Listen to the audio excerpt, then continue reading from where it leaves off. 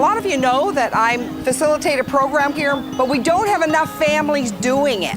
We need more families to do this amazing program. Brent's mother, Brent's family, Brent's workers were all talking about where Brent should live, and so my home was available at the time, and I said, sure, Brent can come and live with me, but you better ask Brent. That's pretty funny. There's a process. You do coffee with the support worker, and then you try and have a coffee without. Then you invite them into the home for coffee, and then one night, 2 night, weekend, week. And then at the end of that process, you can say yes or no. And they can say yes or no. Because at that time, we know. He was really isolated and not wanting to go out or come out of his room, or, when he was first there. Just encouragement. I think the change is it's his humor. Like, I never knew he was so humorous until he started living with me. And he'll snap back with something that just blows me away. Yeah. What is it you're thinking about? I am not telling you. What's that? Anything. I just think being out in the community is great. Nobody wants to be isolated, and we all want to be valued. It's all about value. We want to be valued. We don't want to be invisible. It's great for the individuals or the home sharers because it just it gives them more independence. They love the fact that they can come and go as they please, that they have that true independence. I think you do quite well on your bicycle. Yeah. Yeah. Step on the pedals, and you can pedal to whatever place or city you want. I ride around.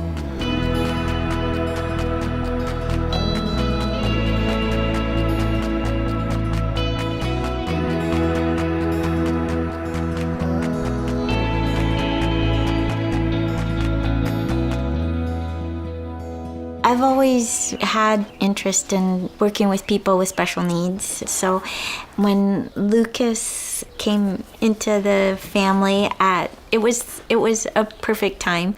It was a little bit of an emergency. So we had the one visit, and then he moved in. So that was, he was pretty nervous. You could tell he had a lot of anxiety over it. It was a big transition, but it's been a natural progression. Through all of those difficulties, that we knew that he was in a good home, and that we could provide a peaceful place for him to live. And just seeing him, I don't know, just calm down. I don't know, just the longer that he was living with us, the more his issues were worked out. It's difficult sometimes, for sure. He finds it difficult with me sometimes, but that's just family. Just knowing that, at the end of the day, you're doing a good thing. Now, I hardly remember what it's like for him not to live here. Hear him hollering about something. Just how much of a change there's been in his life, and knowing that we were a part of that is so fulfilling, because it's just having that opportunity to help mold somebody's future. Well, today is Lucas's graduation, and he's been counting down. He's so excited. He actually received the Citizenship Award. When he first started school, he was a bit of the trouble kid.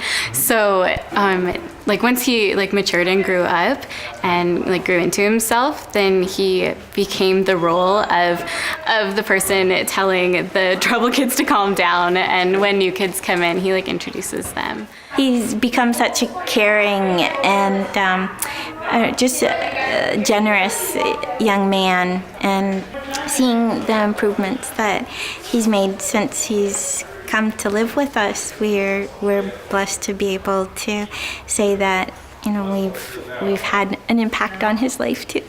I love you, Bubba. Love you too, Lucas. Hey, cut.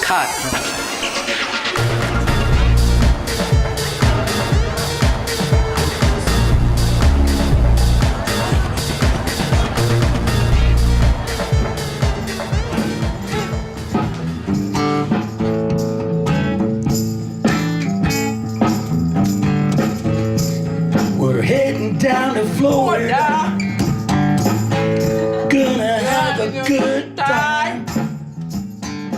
When Karen came, it was totally different than what I think we expected, but when she came for her visit, it felt so right that we decided to give it a shot. And I think after a couple of weeks, we just felt it was coming together, and it's only gotten better. A lot of the stuff we do is out walking. It's more of the exercise thing. Leanne and Karen do things like yesterday. They went out and got their hair done together, and Shopping at Yeah. Yeah. Person. yeah, go get purses and stuff. We carry on and laugh and sing, don't we? Yeah. And Leanne's always gardening, so we're trying to get Karen into gardening, but Karen doesn't like to get her hands dirty. She doesn't want soil and stuff on her hands, right, Karen? Right there. She just loves it here. We love her here, and she's part of our family, so, right? Right there. Yeah. Now Karen and I joke with Dave, and we do silly things to make him like looks over his back like, what are you two doing? Guess because we're both happy people, it's made her more happy. She's become a social butterfly. She's talking more clarity with her speech. It's little things like that she becomes connected with her neighborhood or people that she never knew before. And you could see the happiness come out in her. She started to call things that are ours, hers, like her home. It's going to be long term because it's like she melts both our hearts, for one. She's comfortable, she likes it here, she likes us. So it was amazing transformation to see. She's come in, and I wouldn't want her to leave. It's really made us feel whole.